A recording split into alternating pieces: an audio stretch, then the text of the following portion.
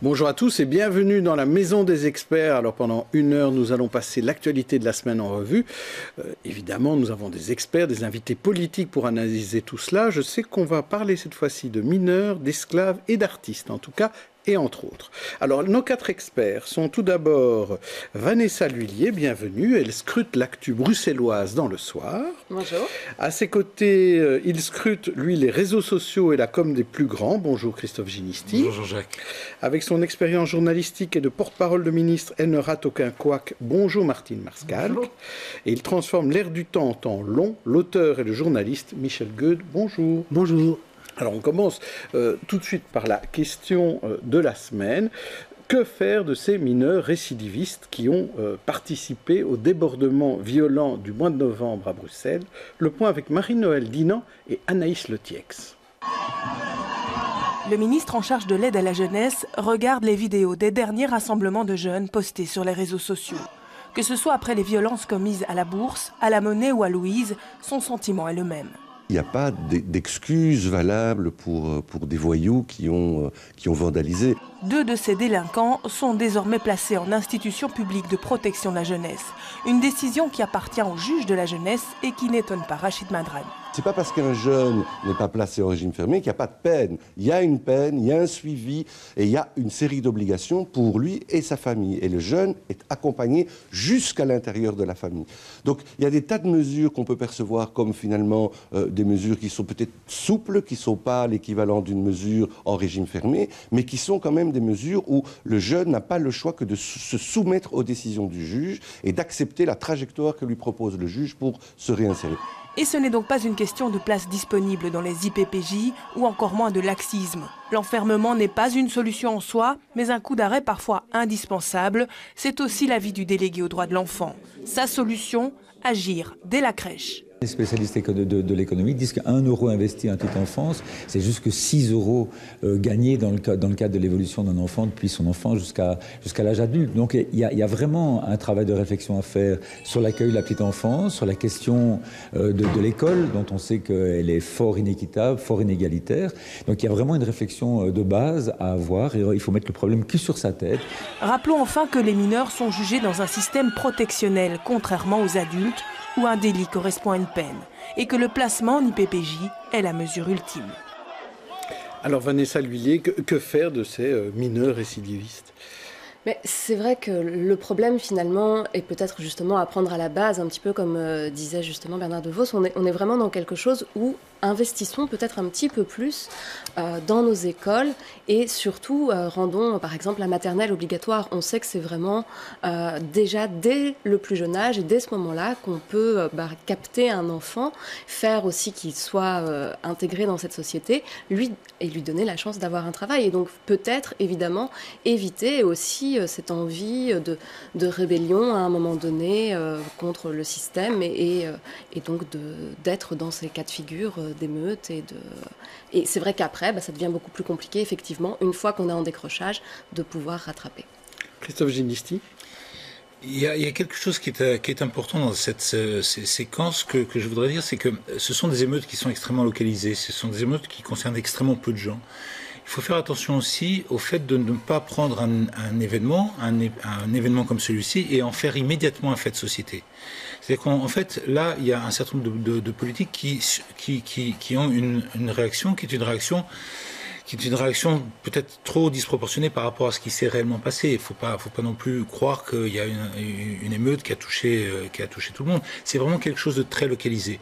Et je crois que le fait pour ce type d'événement, d'en faire tout de suite un fait de société qui concerne toute la société, qui remet en cause l'éducation, qui remet en cause tout ça, c'est peut-être, à mon avis, quelque chose qui est un peu surjoué. Martine Marskalk. Alors moi, il y a quelque chose que je trouve hallucinant dans le fait qu'effectivement, il faut comprendre ces ados, il faut voir ce qui s'est passé, il faut essayer de percevoir le phénomène. Et à chaque fois, on ne l'a pas vu arriver. On n'a pas vu arriver le fait qu'un match de foot allait peut-être susciter, enfin le résultat d'un match de foot allait peut-être agiter les foules. On n'a pas vu arriver le fait qu'un Snapchatter bien connu allait faire venir des ados et qu'ils allaient se rassembler. Alors on se dit, c'est que le système de veille n'a pas bien fonctionné. Mais non, en fait, il n'y en avait pas. On vient seulement de décider maintenant d'en instaurer une veille informatique sur les réseaux sociaux au niveau des polices à Bruxelles. Ça, moi, je trouve incroyable. Michel Gude. Je suis un petit peu dans le sens de Christophe. Je crois qu'on surjoue, effectivement. Les 3 événements sont arrivés à des intervalles très brefs. Et donc, ça donne l'impression qu'il y a quelque chose qui se passe en continu, mais je ne crois pas. Un match de foot, des gens qui font des débordements après une manif, c'est pas la même chose. Et en particulier, celui qui est entre les deux, c'est le Snapchatter, où là, la police, qui avait pas très très bien joué quelques jours avant, a fait un petit peu les durs en disant vous n'avez pas l'autorisation, on vous arrête. C'est sûr que si on arrête devant 300 jeunes de 15 ans, le mec qui est venu faire un selfie avec eux, ils sont pas contents. Donc j'ai l'impression que... Est-ce que vous ne minimisez pas un peu? Il y a quand même eu un mineur qui se trouvait dans les deux. Oui, ça c'est la question, effectivement. C'est un peu ça la question. Un certain nombre de cadres de la police pensent qu'il y a un petit noyau de gens qui se mêlent à chacune de ces manifestations et qui, eux, sont probablement ce qu'on peut appeler des casseurs. C'est pas pour autant qu'on peut en faire, qu'on peut extrapoler et faire un fait de société qui implique toute la jeunesse. C'est-à-dire qu'en fait, c'est des phénomènes de stigmatisation qui sont assez faciles parce qu'on a une émotion, le politique réagit à l'émotion et comme il a besoin de dire quelque chose, eh bien, il va prendre ses responsabilités en disant quelque chose qui est on va leur demander, on va demander à nos invités politiques de nous rejoindre. Il négociera en 2014 à la hauteur de la table.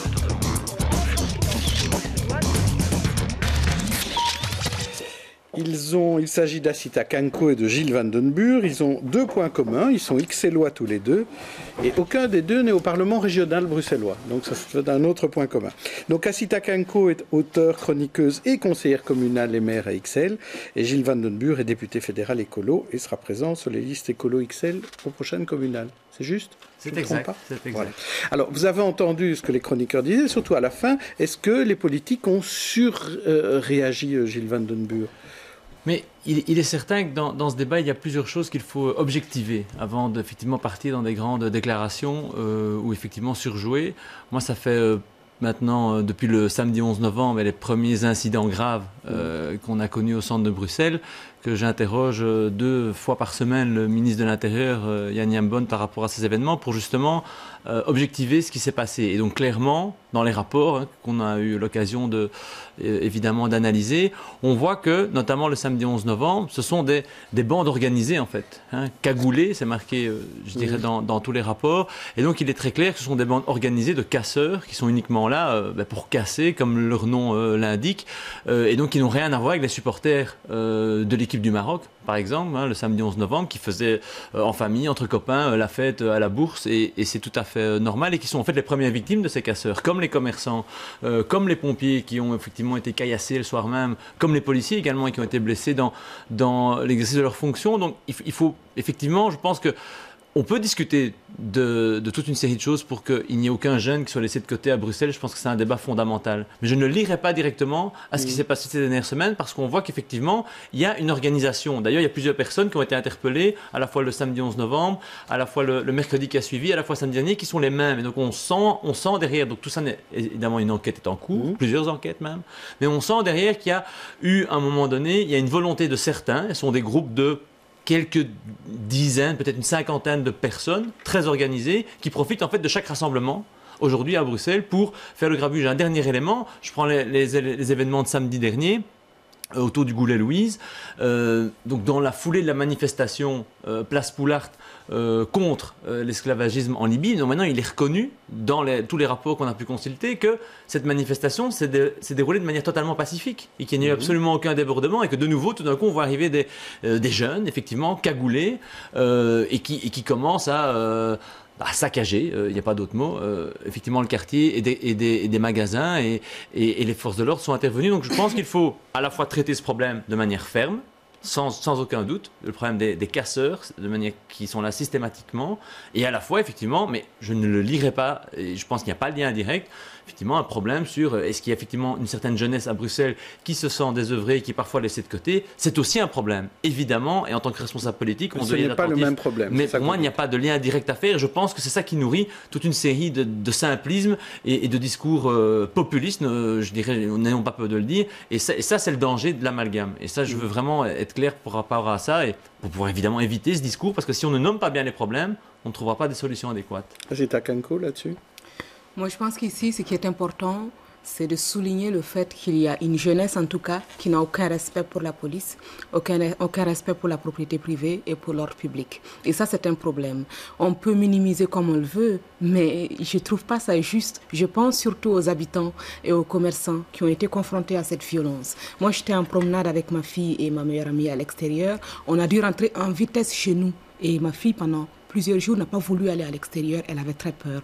J'ai vu des enfants qui avaient peur. J'ai vu des pierres volées. J'ai vu quelque chose tomber dans la rue. J'ai vu quelqu'un tomber par terre. Et donc, tout ça, c'est une émotion qui n'est pas agréable. Et quand on est chez soi, quand la violence arrive jusque devant nos portes, parce qu'il y a des jeunes qui, pour quelque raison que ce soit, ne veulent pas respecter l'ordre public, ne veulent pas respecter la police, nous avons un vrai problème de société. Donc, à ce moment-là, il faut... Qu'ils soient nombreux ou pas, c'est ça que vous voulez dire. Oui, pour moi, c'est l'impact. Tantôt en venant, j'ai encore vu les traces de cette violence sur les vitrines des magasins. Donc, on ne peut pas aller se cacher chez nous. Nous ne sommes pas en zone de guerre. Nous sommes à Bruxelles, en fait. Nous sommes à XL. Et chaque fois qu'il y a un petit débordement, chaque fois qu'il y a des violences, j'entends toujours des gens qui minimisent. Mais ici, ce sont des symptômes du manque de respect total pour les forces de l'ordre. Et s'il y a un manque de respect pour les hommes et les femmes qui sont censés nous protéger, alors il y a un vrai souci, il faut qu'on le résolve. J'étais en débat sur la VRT, parmi les invités, il y avait le ministre de la Justice, et dans cette conversation, il en convient, le parquet de Bruxelles est trop laxiste. Donc il n'y a pas qu'une question, il est trop laxiste.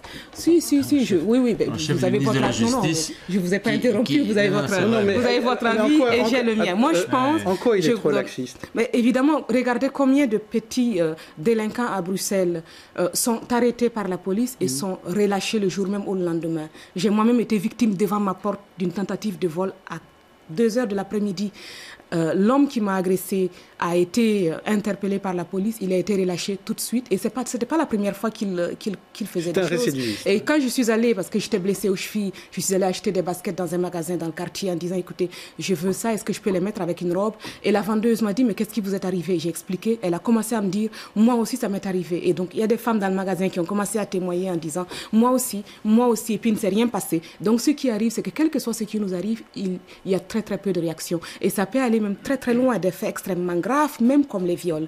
Seulement à 95%, pour 95% des cas, il n'y a aucun aboutissement. Donc on est dans une société où ce laxisme, cette impunité permet à des jeunes d'imaginer que voilà, la police, on ne doit pas la respecter, on peut l'insulter, on peut lui jeter des pierres dessus, etc. Et ça, je n'accepte pas. Est-ce qu'il y a du laxisme, Gilles?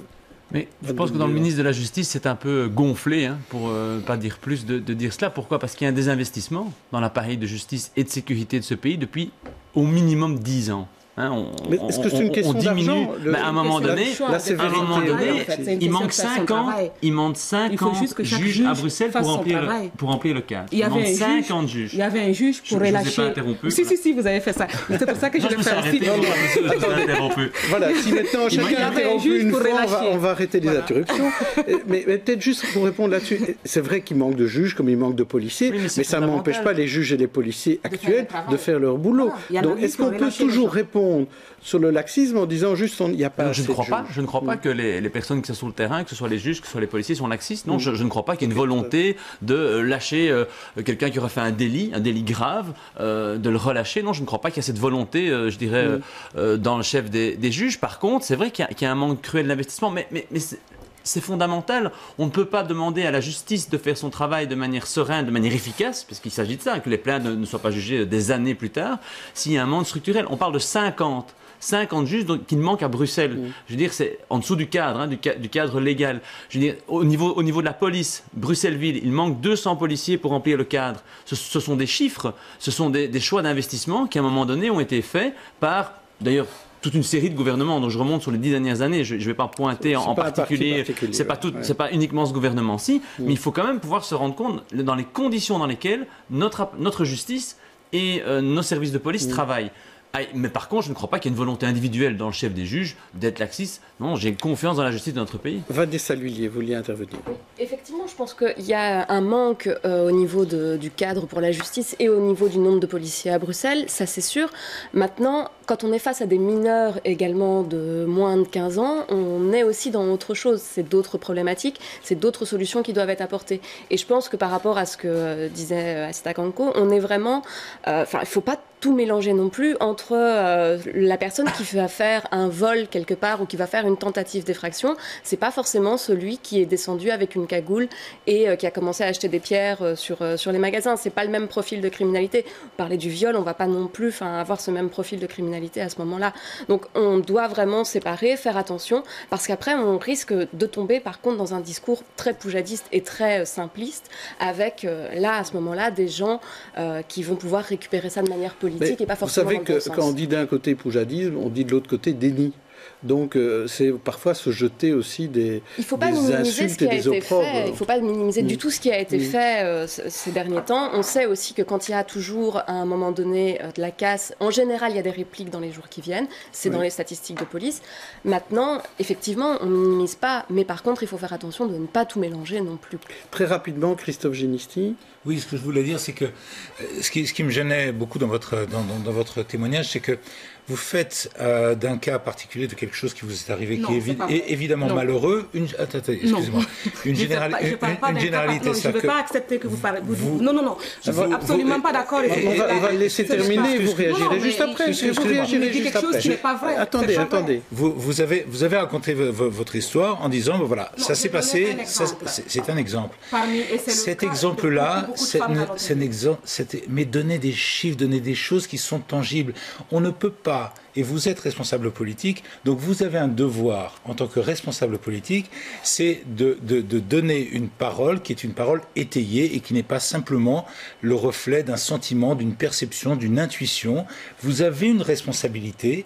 Cette responsabilité, c'est pas de dire je suis allé dans un magasin de chaussures et il y avait 3 femmes qui ont dit la même chose que moi. Ça, ce n'est pas un discours politique, c'est pas un discours responsable. C'est ce qui vous est arrivé et c'est très douloureux et vous avez toute ma compassion par rapport à ça. Mais en tant que responsable politique, ce que vous devez comprendre, c'est que quand vous faites un pont entre cette petite anecdote, malheureuse encore une fois, et une proposition gouvernementale, une proposition de réforme, ce genre de choses, là, vous faites un grand écart qui est pas tolérable, qui n'est pas acceptable. Je suis vraiment surprise par ce que monsieur vient de dire.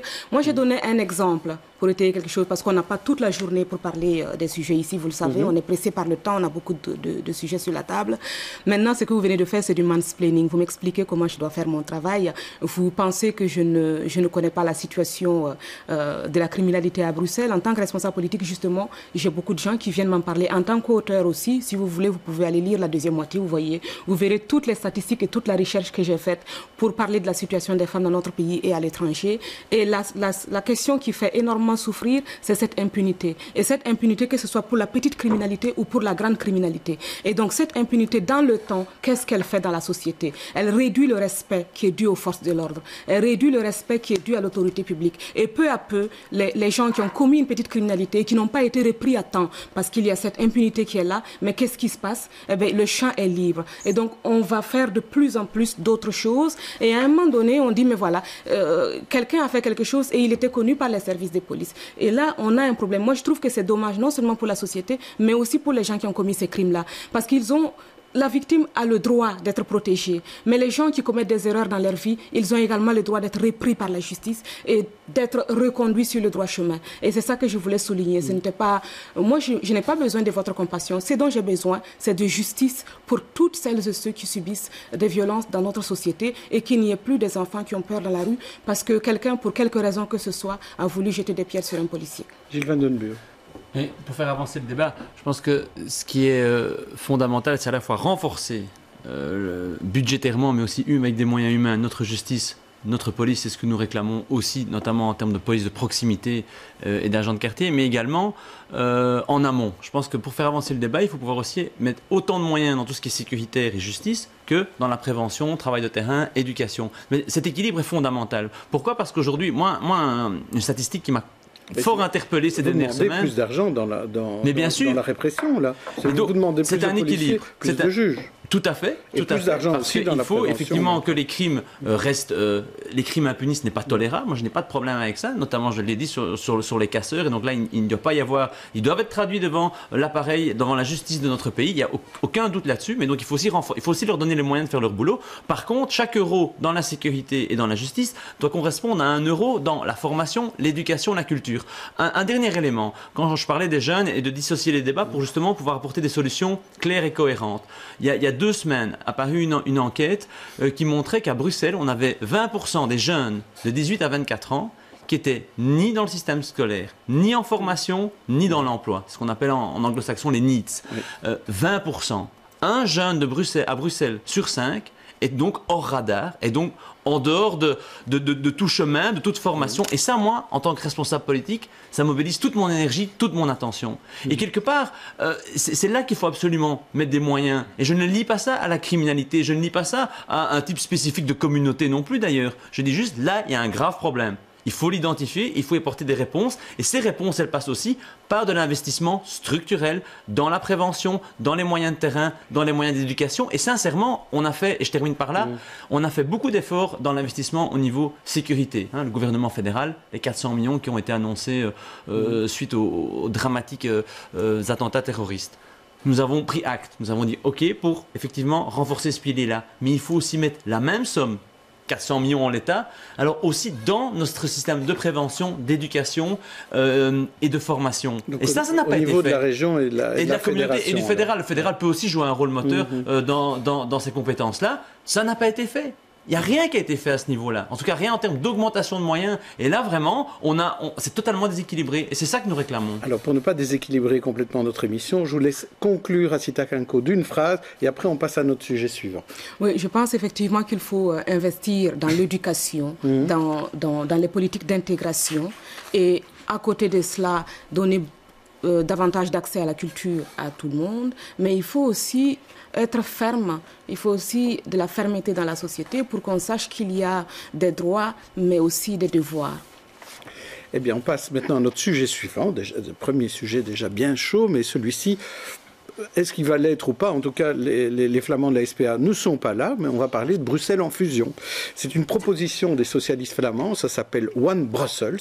Pascal Smet la porte, mais il n'est pas tout seul. Et je voulais vous faire écouter un jeune OMR comme David Weitzman, qui a dit la même chose sur notre antenne, c'était il y a plus d'un mois, en prenant exemple sur Vienne. Écoutez-le.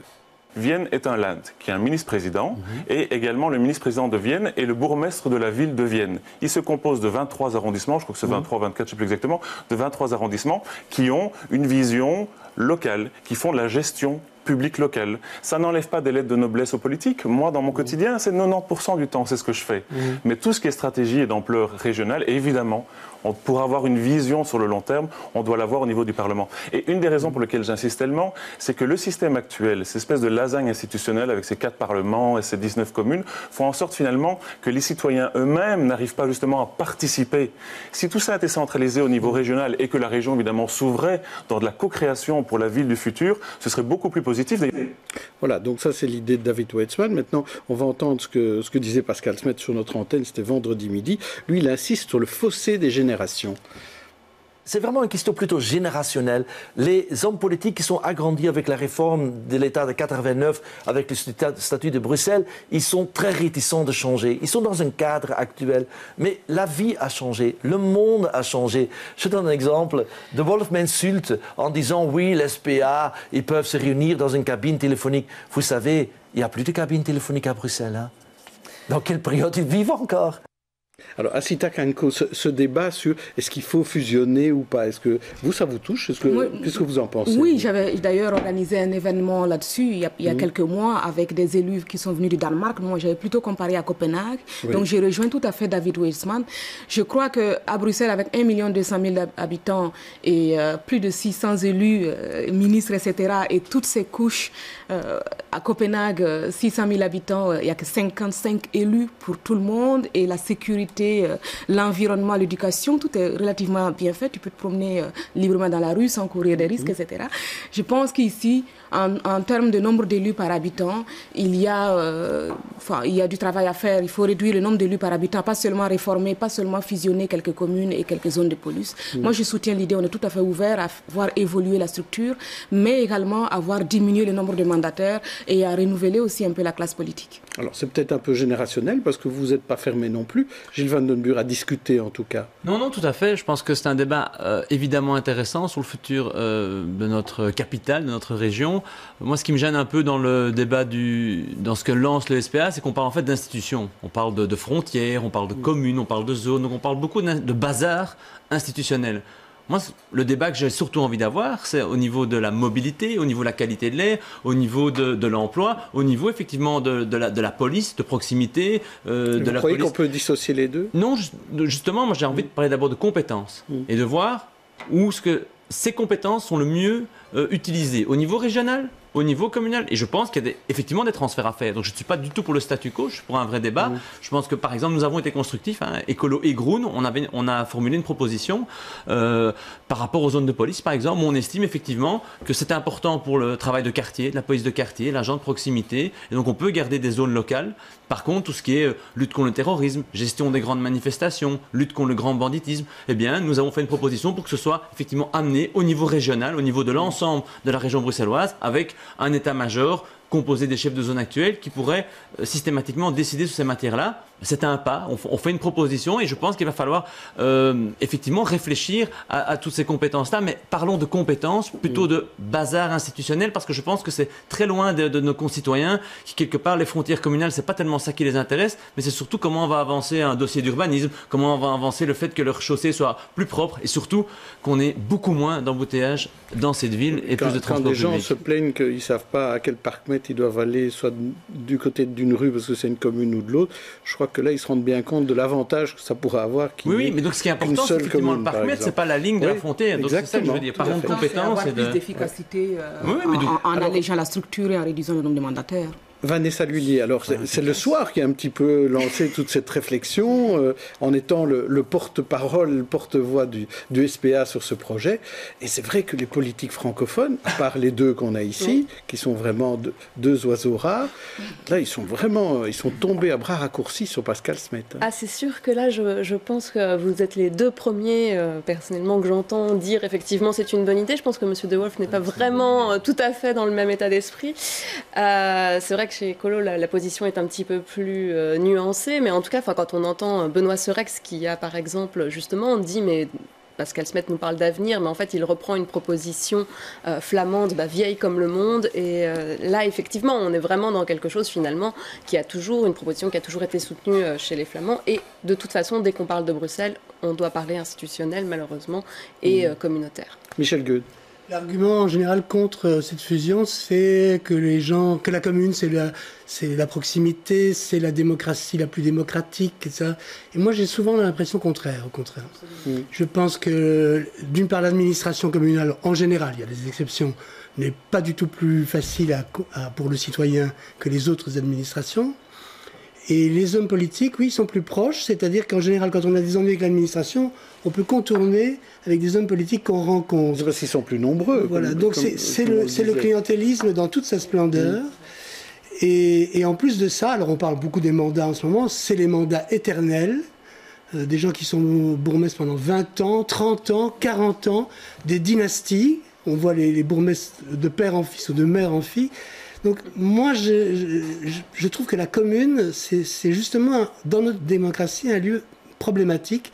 Et je trouve que dans une ville qui est évidemment une grande ville internationale, mais qui est aussi une petite ville, une ville d'1 million d'habitants, on pourrait se permettre de faire même dans de grandes villes, ça se fait aussi. Barcelone est un exemple souvent cité par Pascal Smet. Martine Mascal.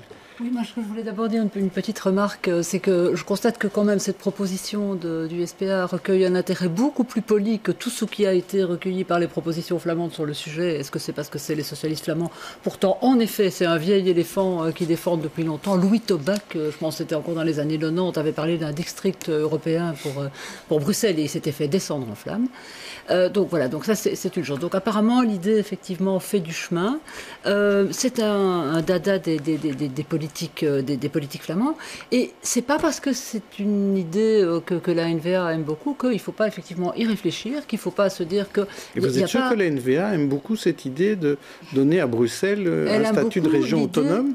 Elle aime beaucoup l'idée en tout cas de fusionner les zones de police. C'est le mot fusion. On est dans un... Ah oui, mais c'est un vrai jeu de domino, hein, parce que si on fusionne les zones de police, on va se dire une zone de police et 19 communes, ça n'a aucun sens.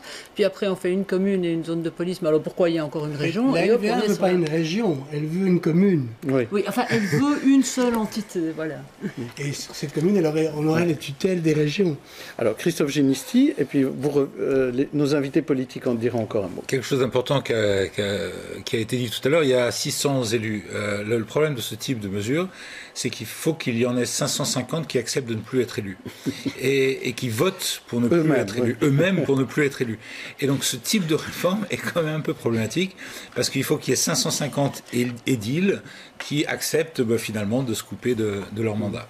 Alors, Gilles Van den Burg, vous vouliez ajouter quelque chose? Oui, je pense que ce qui est gênant dans ce débat, dans la proposition du SPA, c'est qu'effectivement, on revient avec certains vieux marronniers flamands, mais effectivement, je préfère être ouvert au débat que claquer la porte, parce qu'on sait qu'on a besoin de réfléchir au futur de notre région. Maintenant, c'est sûr que fusionner l'ensemble des 19 communes ne me paraît pas non plus, comme ça, d'un claquement de doigts, une solution efficace et qui va répondre au mieux aux besoins de nos concitoyens, parce que ça a l'air trop simple. Mais ce serait intéressant, c'est en quoi ça ne va pas y répondre? Parce que finalement, on dit toujours, c'est mieux la proximité avec la commune. Mais en quoi vraiment les communes sont plus proches, comme le disait Michel Goethe, que la région? Mais je pense que c'est ça le débat qu'il faut avoir justement. Hein, c'est le fameux principe de subsidiarité, savoir à quel niveau est-ce qu'une compétence est la plus efficace pour nos concitoyens. Moi je pense que c'est fondamental, donc je ne suis pas convaincu dans de nombreux domaines qu'avoir une commune pour presque 2 millions d'habitants soit le plus efficace pour nos concitoyens. Je ne pense pas. Je pense qu'il faut que le service public soit le plus proche possible en termes de services, de qualité de service de nos concitoyens. Et effectivement, on voit bien arriver aussi la NVA. Moi, je les côtoie malheureusement tous les jours au fédéral. Ils n'ont qu'une obsession, c'est avoir Bruxelles sous tutelle. Donc ne soyons pas non plus naïfs dans la réponse qu'on peut donner, mais ayons un débat constructif entre adultes, en sachant que le statut autonome de Bruxelles, je dirais ça, on n'y touche pas. Hein. En tout cas, à notre niveau, il n'est pas question de remettre ça en cause. Au contraire, les Bruxellois sont évidemment maîtres de leur destin. Et la NVA, voilà, de nouveau, s'ils peuvent mettre la main sur Bruxelles et la co-gérer, là, pour eux, c'est l'idéal. Ne soyons pas naïfs, on ne va pas rentrer là-dedans. Par contre, imaginez de nouveau des structures en fonction des compétences, pour un meilleur service public, pour une meilleure mobilité, une meilleure qualité de l'air. Parce que parlons concret, plutôt de nouveau que par les frontières. Je trouve que ça fait très siècle dernier, par les frontières et institutions, etc. Ça, on est tout à fait partant. Et Écolo et Groen, on est tout à fait demandeur d'avoir un vrai débat de fond sur les compétences. C'est vrai que l'air et le survol, on en parlera tout à l'heure, ne connaissent pas les frontières. Alors, Assita Kanko. Moi, je pense qu'il faut se concentrer sur les besoins de la population. On est tout le temps en train de parler de quelque chose qui est très loin d'eux. Aujourd'hui, on parle de proximité, mais de quelle manière les communes et les politiques aujourd'hui sont proches des citoyens? S'ils l'étaient, ça saurait. Il n'y aurait pas tout ce désintérêt et cette volonté d'en découdre avec la vie politique aujourd'hui. Il n'y aurait pas eu tout le mouvement en marche en France. Donc aujourd'hui, il faudrait faire de la politique autrement. Moi, je pense qu'il ne faut pas seulement réduire le nombre de mandataires et faire évoluer les structures pour répondre mieux aux besoins de la population. Maintenant, de quelle manière on le fait, ça, on peut en discuter. Mais ce qui doit être central, c'est ce dont les gens ont besoin à Bruxelles. De quoi ont besoin les enfants, les entrepreneurs, etc. C'est ça qu'il faut faire. Maintenant, au niveau des politiques qui ne vont pas forcément, vous avez raison, qui ne vont pas forcément voter contre eux-mêmes, je crois qu'il faut... Vous avez dit quelque chose de très important à propos de toutes ces dynasties qui se forment, de toutes ces politiques à vie. La politique est un engagement. Ça doit être un engagement au service de la population, pas un métier à vie. Quand on veut un métier, on va dans une entreprise où on va créer sa propre entreprise. On va venir s'installer en politique, se faire élire et y rester en permanence et et manger là. Donc je crois, attendez, je termine. Non, attendez, je termine. Je pense justement qu'il ne faut pas seulement limiter le nombre de mandataires, il faut aussi limiter le nombre de mandats dans le temps. Si la politique ne peut plus se faire à vie, mais forcément les gens feront leur travail, quoi. Je crois qu'il ne faut pas rester là à faire 4-5 mandats et puis passer à son petit-fils. Là, vous avez trouvé un terrain d'entente. Oui, je suis d'accord sur vos paroles, mais juste faire suivre d'actes au niveau du... On sait que le MR bloque le décumul. Non, alors, le MR n'est pas dans le gouvernement régional. Tout ce qui se passe à Bruxelles, c'est en tout cas pas... Il y a une proposition que nous avons déposée, nous ne sommes pas non plus au gouvernement régional. Nous avons déposé une proposition au Parlement bruxellois. Non, mais c'est toujours intéressant que les paroles soient suivies d'actes. Et donc je dis, j'espère que vous allez encourager vos collègues à co-signer notre proposition de décumul intégral au Parlement bruxellois. C'est vrai que les paroles doivent être suivies d'actes. C'est temps que vous deveniez président du MR. Je crois que c'est ça que Gilles Van Den Burg veut dire. Faire suivre ces paroles d'actes en politique, c'est important. Pour réduire le fossé entre les citoyens et les politiques. Est-ce que vous cumulez, vous? Moi, je suis conseillère communale, conseillère de police et je travaille dans le privé. Donc, je ne suis pas du tout... Et en plus, c'est mon premier mandat et je sais que je ne vais pas m'éterniser en politique. Je crois que je suis venue en politique, moi, pour défendre les droits des femmes et pour défendre l'émancipation de la jeunesse. Je ne suis pas là pour passer ma vie dans la vie politique. Et vous, Gilles Van Den Burg, vient aussi du privé. Oui, vous avez aussi travaillé. Vous n'êtes pas un politicien... Voilà. Je pense que tous les talents sont importants dans un parlement. J'aimerais un parlement avec plus de médecins, d'ouvriers, de profs, d'entrepreneurs. Là-dessus, il n'y a aucun doute. Mais le décumul est un passage obligé. Je voulais dire, parce que vous dites qu'il faut que les paroles soient suivies d'actes. Je suis absolument d'accord. C'est pour ça que le gouvernement régional dans lequel nous ne sommes pas doit faire son travail à Bruxelles. Et que Pascal Smith, au lieu de faire des propositions, si moi j'avais son pouvoir, j'allais résoudre les problèmes. Voilà, c'est ça qu'il faut faire, que chacun fasse son travail. On va passer maintenant à notre tête d'affiche. Je vais vous présenter à chacun 4 visages qui ont fait l'actualité de la semaine. Vous en choisissez un. Vous en choisissez un. Vous dites du bien ou du mal de cette personne. C'est vous qui choisissez. On commence par vous, Asita Kanko. Alors, je vais vous proposer Meghan Markle, actrice américaine, fiancée d'Harry, future princesse. Frédéric François, une légende du journalisme politique télévisé d'une autre génération.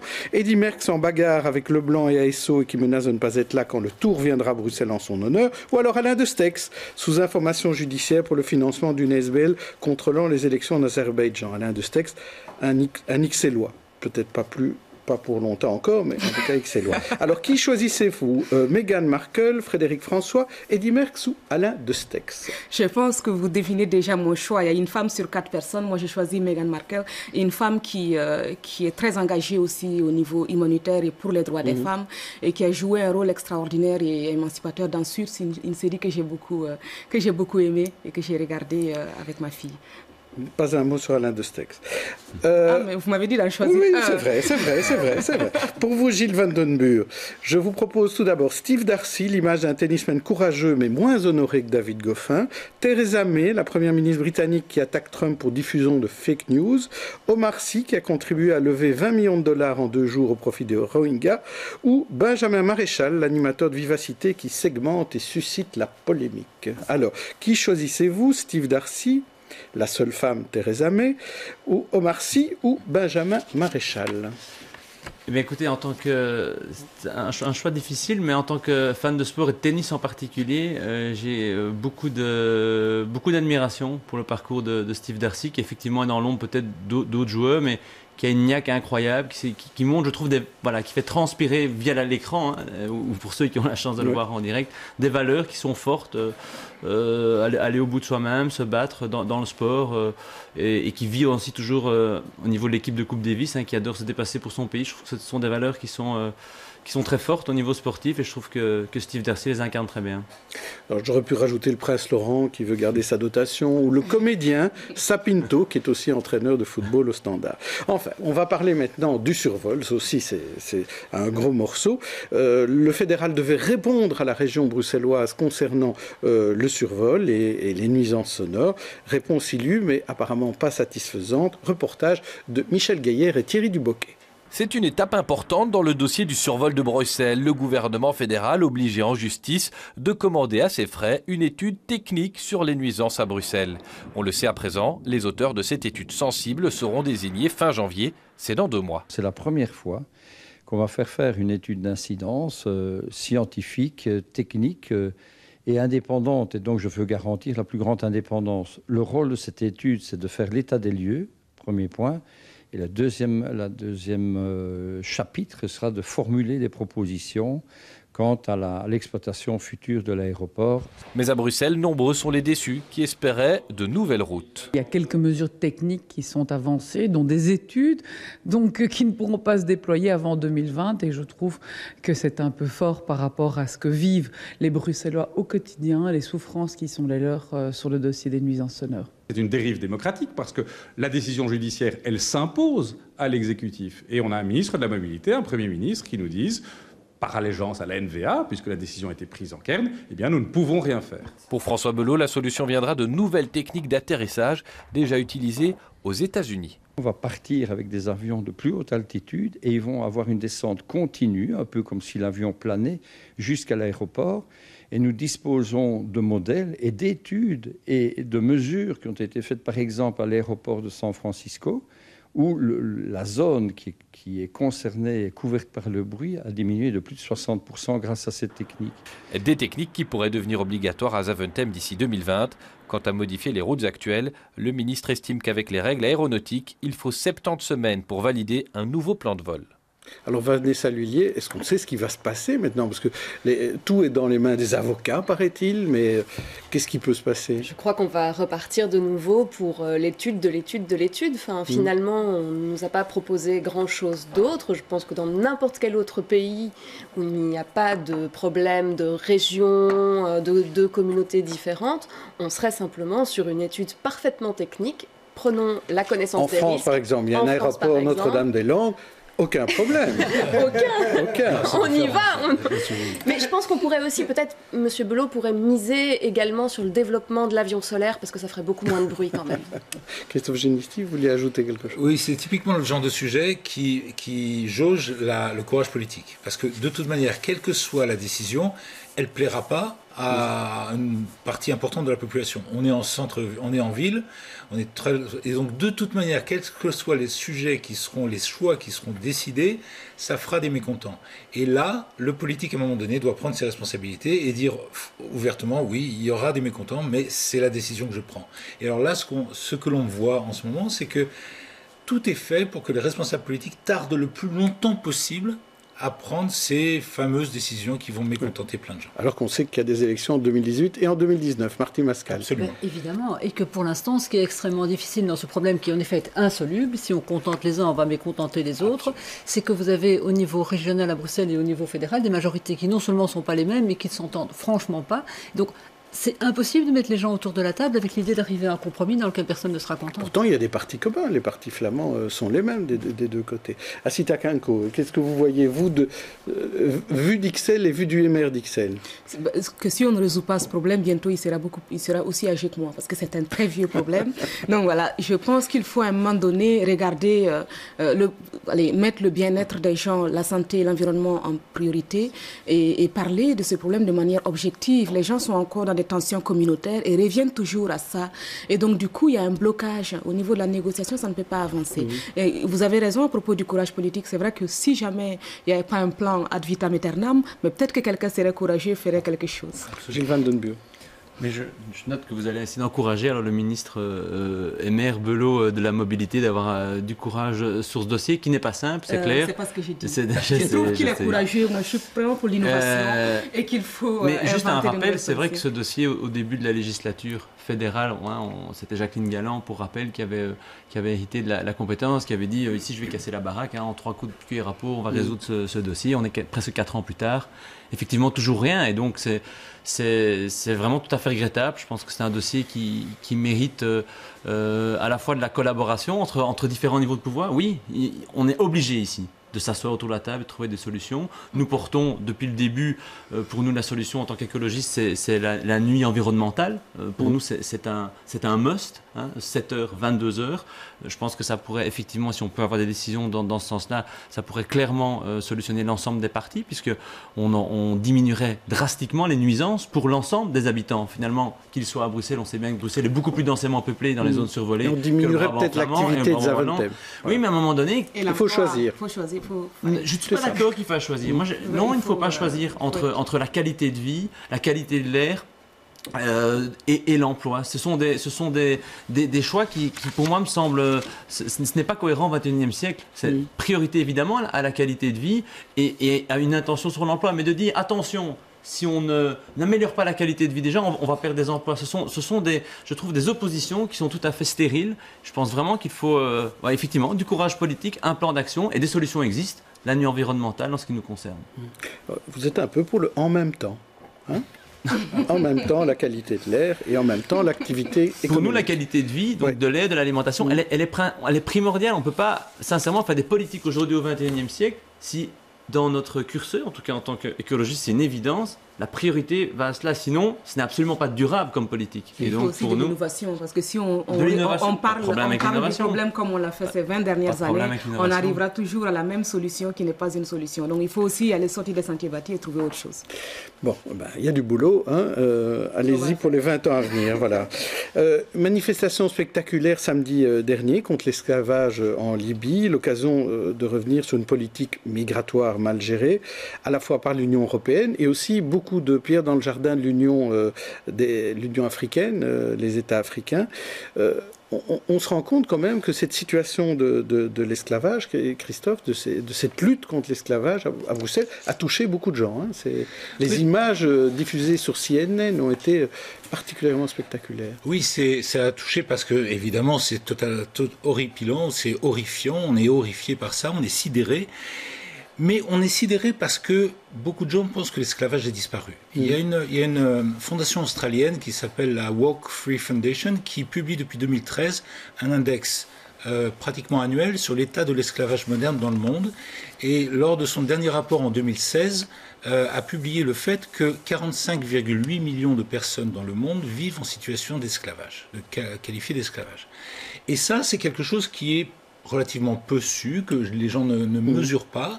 Et effectivement, quand ça se projette sur le petit écran via un reportage de CNN, eh bien, il y a cette sidération qui est un peu naïve, parce que tout simplement, on a l'impression « Waouh, c'est nouveau, on pensait que ça avait totalement disparu ». La réalité, il faut bien le mesurer, il y a 45 millions de personnes dans le monde qui vivent aujourd'hui en situation d'esclavage. Michel Gueud.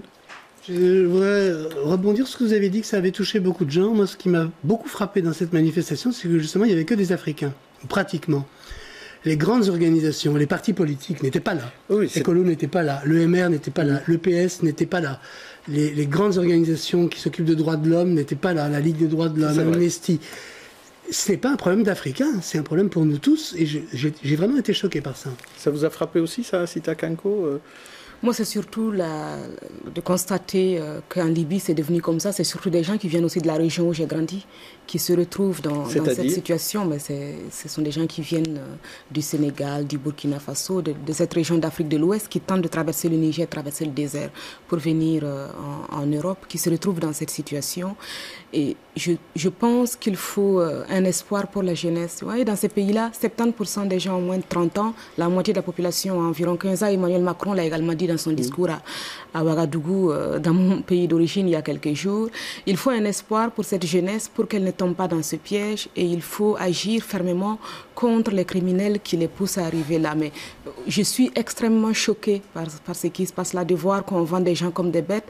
On a appris les leçons en classe à l'âge de 5-6 ans, comme tout le monde, à propos de l'esclavage, du commerce triangulaire. Et aujourd'hui, quand on voit ça, mais franchement, au départ, je n'ai vraiment pas de mots. Je suis extrêmement choquée. Je pense qu'on ne peut pas avoir une humanité qui permette encore qu'au XXIe siècle, quelque chose de ce genre-là se passe. C'est vrai qu'il y a encore beaucoup de gens dans le monde qui sont dans situation d'esclavage, mais ici, c'est un cas particulier parce que c'est un grand réservoir de victimes qui vont arriver dans ce piège-là.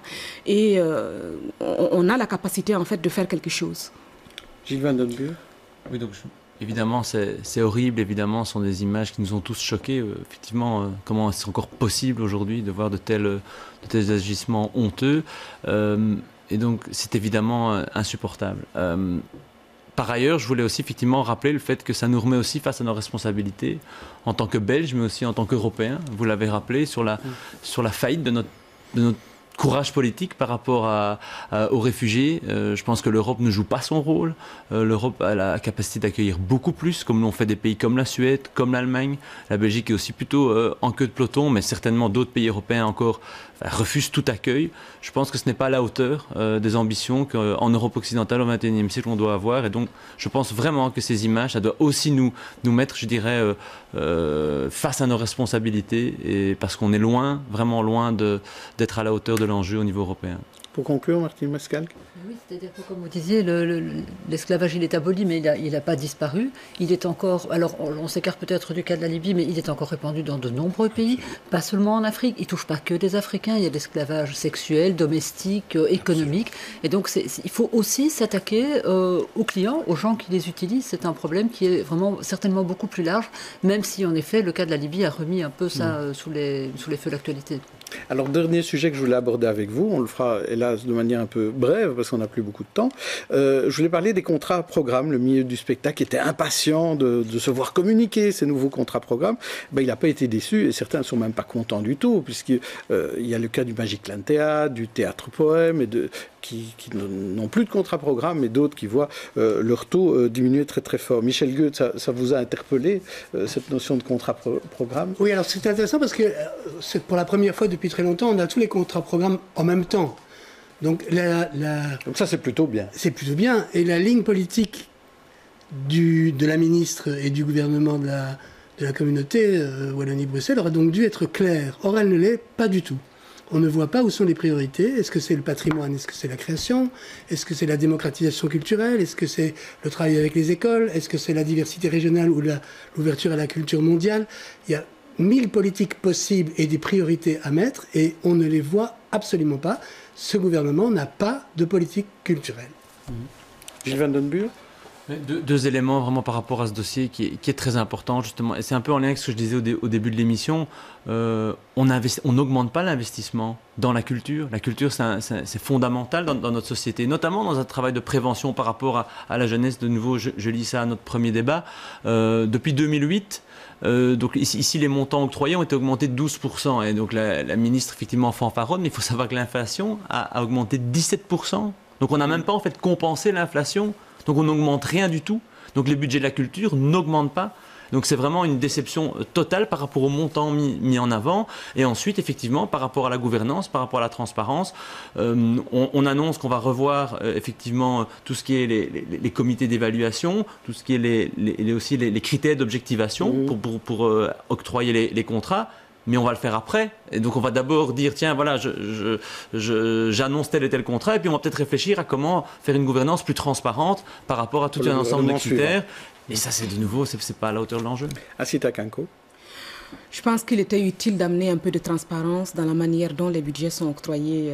Donc on a connu beaucoup d'opacité, en tout cas dans la façon dont les choses étaient faites avant. Maintenant, c'est vrai que la culture, c'est extrêmement important. Ça favorise le développement des enfants, ça favorise aussi le vivre ensemble et la prévention au niveau de la jeunesse. Mais dans la réalité, très peu de gens ont accès à la culture. Parfois, pour beaucoup de gens dans notre pays, la seule forme de culture auquel ils ont accès, ce n'est jamais le théâtre, ce n'est jamais l'opéra, ce n'est jamais un musée, c'est beaucoup plus regarder la télévision et parfois écouter Benjamin Maréchal. Donc, quelque part, on doit investir effectivement dans ce sujet-là. Vous n'avez pas voulu parler d'Alain de Benjamin Maréchal, vous l'avez placé. Non, c'est pas que j'ai pas voulu, j'ai choisi. Mais il faut investir et il faut être transparent parce qu'il n'y a pas que dans le secteur, c'est pas que dans les banques ou chez les investisseurs, dans les grands groupes, qu'il y a parfois de l'opacité. Il faut aussi aller au niveau de l'art et de la culture et travailler ensemble, avoir un dialogue qui permet aussi de ne pas rester figé dans une façon de faire, mais d'évoluer en répondant aux besoins. Christophe Ginisty. Il y a de très bonnes émissions à la télévision, et notamment comme celle-ci, qui méritent d'être regardées. Ce que je voulais dire très rapidement, c'est que finalement, l'ironie de cette émission, c'est qu'elle commence sur un sujet, elle termine sur un autre sujet, qui sont intimement liés, les deux. On a parlé de la colère des jeunes, de certains jeunes, on parle de la culture. Je pense qu'il y a un vrai lien entre les deux, que vous avez fait d'ailleurs, et ça c'est important de le souligner. C'est pas simplement aller au théâtre, c'est pas simplement aller au cinéma, c'est vraiment s'ouvrir au monde. Eh bien, nous, on va s'ouvrir au monde grâce à nos coups de cœur.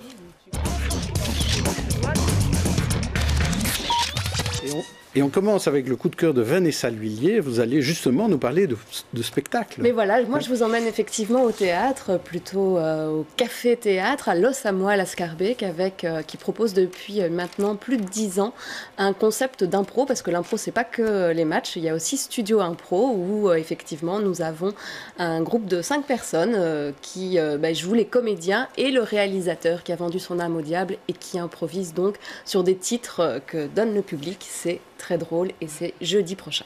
Et c'est à Los Amois. Et c'est tous les jeudis, c'est ça? C'est un jeudi sur deux. Un jeudi sur deux.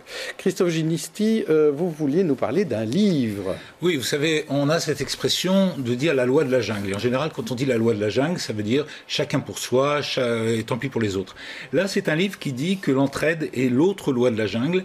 Et c'est un livre qui a été coécrit par 2 chercheurs, par 2 scientifiques. Donc, c'est pas des pamphlets, c'est pas un pamphlet, c'est pas politique, bien que ce soit engagé. De 2 scientifiques qui disent que finalement, l'entraide, elle est infiniment plus dans la nature que cette loi de la jungle, l'individualisme et ce genre de choses. Alors, ils se servent de... L'homme est plutôt bon, c'est ça que vous L'homme voulez dire. est naturellement et spontanément bon, et ils prennent pour étayer leur raisonnement des exemples dans la nature, entre les végétaux, les animaux, les plantes, et définissent, nous emmènent dans un récit où l'on s'aperçoit que toutes les espèces vivantes s'entraident. Alors ça, peut-être juste rappeler le titre, l'entraide, l'autre loi de la jungle. Alors Martine Mascal, la dernière fois que vous étiez venue, vous nous avez parlé d'une pyramide, et cette fois-ci, vous allez nous parler de pavés. Oui, je reste dans les pierres. Hein. Oui. Non, alors, oui, ce que je voulais dire, c'est que, bon, je ne vais pas rentrer dans le détail du plan de réaménagement de l'avenue du Port, je sais que vous en avez beaucoup parlé sur vos antennes. Donc il y a 2 choses qui m'ont fait avoir un coup de cœur. D'abord, on va garder les arbres, parce qu'il y a quelques années, il avait été question de les enlever, ça avait fait un tollé. Là maintenant, manifestement, ils vont rester. Et apparemment, on va enlever les pavés. Alors j'imagine qu'il y aura encore un tas de recours par des gens qui disent que c'est le dernier symbole du patrimoine portuaire à Bruxelles, etc. Mais on moi, garde le port, hein, quand même. Oui, mais le symbole parce que ça, ce de serait l'allée, plus grave. c'est l'allée portuaire, Oui. oui, voilà. Mais par contre, moi, j'ai travaillé pendant des années à Tour et Taxi. Je peux vous dire que ces pavés, ça casse le dos, ça casse les vélos, ça casse des voitures, et c'est particulièrement mal entretenu. Et il y a des bosses et des fosses. Et c'est très dangereux en moto. Et c'est très dangereux. Et quand il pleut, et c'est bruyant, c'est vrai. Et de toute façon, l'idée, c'est de garder les pavés, mais juste pour les places de stationnement. Ce serait Voilà, pour que ça fasse encore un peu joli, mais qu'en tout cas, le macadam Michel Gueux, vous allez nous parler, vous, d'un auteur. Un petit livre hyper sympathique, très facile à lire. C'est toutes des mini-histoires tirées de la presse ou de la vie quotidienne par Daniel Fano. Et les histoires n'ont pas de lien apparent les unes avec les autres. On saute d'un sujet à l'autre et quand on arrive au bout, on a une sorte de portrait de société tout à fait fascinant. Moi, je voudrais terminer avec mon coup de cœur. Ça s'appelle Retour à Lemberg. C'est écrit par l'avocat Philippe Sanz. C'est paru aux éditions Albin Michel. C'est une histoire vraie. En retrouvant ses racines à Lemberg, en Ukraine, la ville s'appelle Lviv, en fait, l'auteur découvre que 2 autres juristes viennent de cette petite ville victime de la Shoah. Un certain Lauterpacht et un autre qui s'appelle Lemkin. Et en fait, ils furent tous les 2 à l'origine des concepts de crimes contre l'humanité et de génocide au procès de Nuremberg. Donc c'est une véritable enquête, mais c'est aussi un récit poignant de ce qui se passait à cette époque-là dans cette petite ville de Lviv en Ukraine. Ça s'appelle donc Retour à Lemberg. Donc merci à vous, invités, merci aux experts, et on se retrouve la semaine prochaine. D'ici là, bonne fin de week-end à tous. Il négociera